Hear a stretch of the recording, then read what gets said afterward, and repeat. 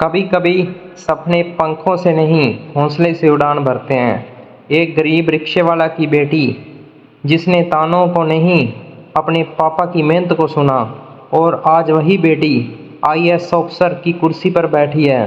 नमस्कार दोस्तों, जिंदा कहानी में आपका स्वागत है।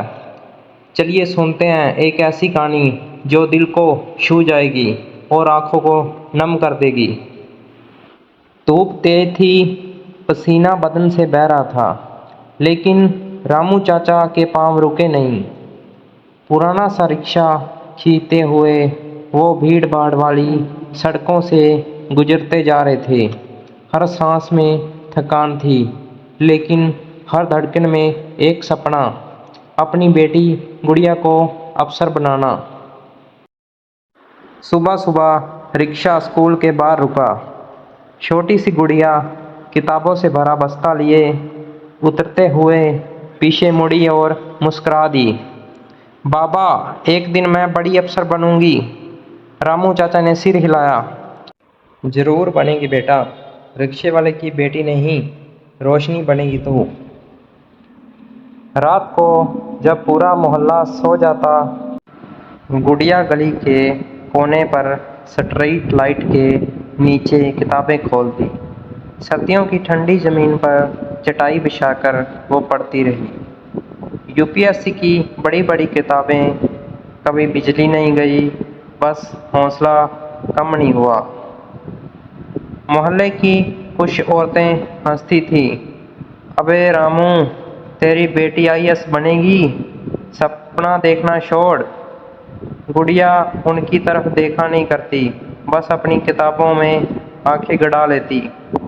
तानों से नहीं, अब मैं जवाब रिजल्ट से दूंगी, उसने खुद से कहा।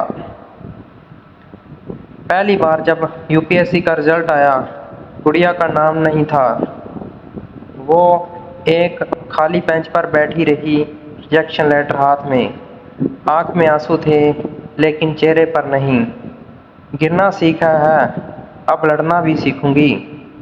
उस रात उसने खुद से वादा किया, अब पढ़ाई नहीं रुकेगी, मैं रुकूंगी नहीं।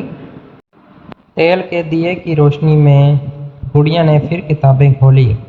रात छोटी, सपने बड़े और इरादा सबसे ऊंचा। फिर वो दिन आया जब उसकी आंखें कंप्यूटर स्क्रीन पर टिक गई। गुड़िया रामू, ऑल इंडिया रैंक 62। घर में सब रो पड़े, खुशी के आंसू सब बह रहे थे। रामू चाचा ने बेटी को गले लगाते हुए कहा, तेरी माँ आज बहुत खुश होगी बेटा। कभी रिक्शे में बैठने वाली गुड़िया अब एक शानदार ऑफिस में बैठी थी, आईएएस अफसर की कुर्सी पर।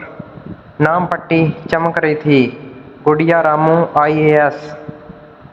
उस दिन पहली बार वो अपनी सरकारी गाड़ी से आई, दरवाज़ा खोला और अपने बूढ़े पिता को सीट पर बिठाया। रामू चाचा की आंखों में आंसू थे। बेटा, तू तो आज सच में बहुत ऊंची हो गई। गुड़िया मुस्कुराई।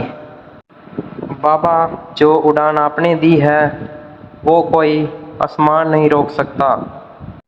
ये सिर्फ एक बेटी की नहीं, हर उस पिता की कहानी है जो अपनी थकान से बच्चों के सपने को सींचता है, और हर उस बेटी की कहानी है जो हालात से नहीं, अपने हौसलों से लड़ती है। तो दोस्तों, कैसी लगी आपको ये कहानी? अगर अच्छी लगी है तो कमेंट में ज़रूर बताएं और अगली कहानी का इंतज़ार करें।